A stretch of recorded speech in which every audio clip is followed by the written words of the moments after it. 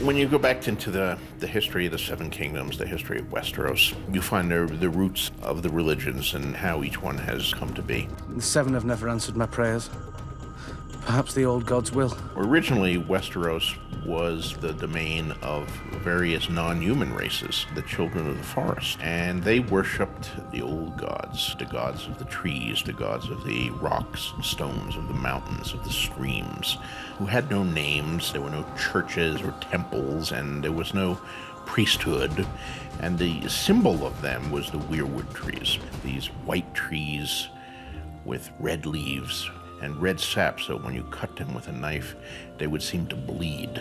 They became the center of the religion of the old gods. Then at a certain point, the first men came to Westeros, the first human beings crossing from Essos. The first men accepted the gods of the children of the forest. In the north, where the lords are still descended from the first men, the old gods are still worshipped. The Starks follow the old religion. In Winterfell, they have the godswood. All these years, and I still feel like an outsider when I come here.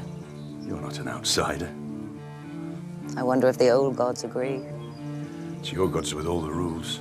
The Starks keep the old god. They also have a little sept there for the Seven, because Lady Catelyn, having come up from the south, is a worshiper of the Seven. For many centuries, it's been the dominant religion. It was a religion that was brought over hundreds of years ago by the Andals. The entire religion is built around the symbology of seven. The symbol of it is the seven-pointed star. 7 blessings on you, your grace. The seven gods are seen to be seven facets of the one god. There are 3 male aspects, the father, the warrior, and the smith. There are 3 female aspects, the mother, the maiden, and the crone. And there's the 7th aspect, the stranger, who is neither male nor female, who represents the unknown, represents death. And each of the 7 aspects of the god has certain things that they're, of course, in charge of. You pray to the mother for healthy childbirth. You pray to the warrior if you want strength in battle. May the Seven guide her and protect her on her journey. May the mother give her health. May the crone give her wisdom. They have both male and female priests who are called septons or septas. They also have the equivalent of monks and friars, who are various orders. One of the most prominent are the Silent Sisters, who take a vow of silence and are in charge of dealing with the bodies of the slain. What's dead may never die. Dead may never die. On the Iron Islands, they follow their own gods. The Ironborn worship the drowned god. It's a tough place and it's a tough religion. They're seafarers, and their god lives under the sea, and they believe that's where their heaven is. They don't fear dying at sea at all, and they don't fear drowning. They drown, they will be taken down to the halls of the drowned god under the sea, where mermaids will wait on them, and they will feast and frolic for all time. For worships as a drowned god, the holy water is seawater. When you're young, almost as a baptismal rite, they actually drown you, and then you're brought back to life. Theon had that done to him when he was young, just like his brothers did, and his father and his father's father. When he comes back to the islands, having been away for so long, they're worried whether he's still an Ironborn. I think when Balon first sees his son, he doesn't trust Theon. Does he honor our god, or has he been converted to these religions of the Green Lands? My fears have come true. The Starks have made you theirs. My blood is salt and iron. His father insists that he be blessed with seawater once again. Theon of the House Greyjoy, you would this day consecrate your faith to the drowned god? I would. That baptism is being reinitiated into the faith of his forefathers. Let Theon, your servant, be born again from the sea as you were. He's saying, I'm not a Stark, and he's gone back to the drowned god. What is dead may never die.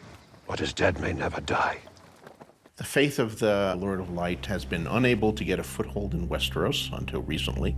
She's a foreigner, preaching a foreign religion. The religion of the Lord of Light is Melisandre's faith. For the night is dark and full of terrors. Melisandre, this charismatic priestess from another country. She has powers granted to her by some divine force. She's been there for a while, and she's been trying to convert Stannis. First, you must give yourself to the Lord of Light. I've said The words. It's very focused on prophecy and on ecstatic visions that are received through communion with the flames. I have seen the path to victory in the flames. She believes Stannis to be a savior figure. There's only one true God, and that's the Lord of Light. So all these other gods that the people of Westeros are worshiping, the drowned god on the Iron Islands, the Seven, the old gods, they're demons. Therefore, in Melisandre's worldview, they have to be destroyed. It's a very black and white view of the universe, which rubs many people the wrong way. All you men were named in the light of the Seven.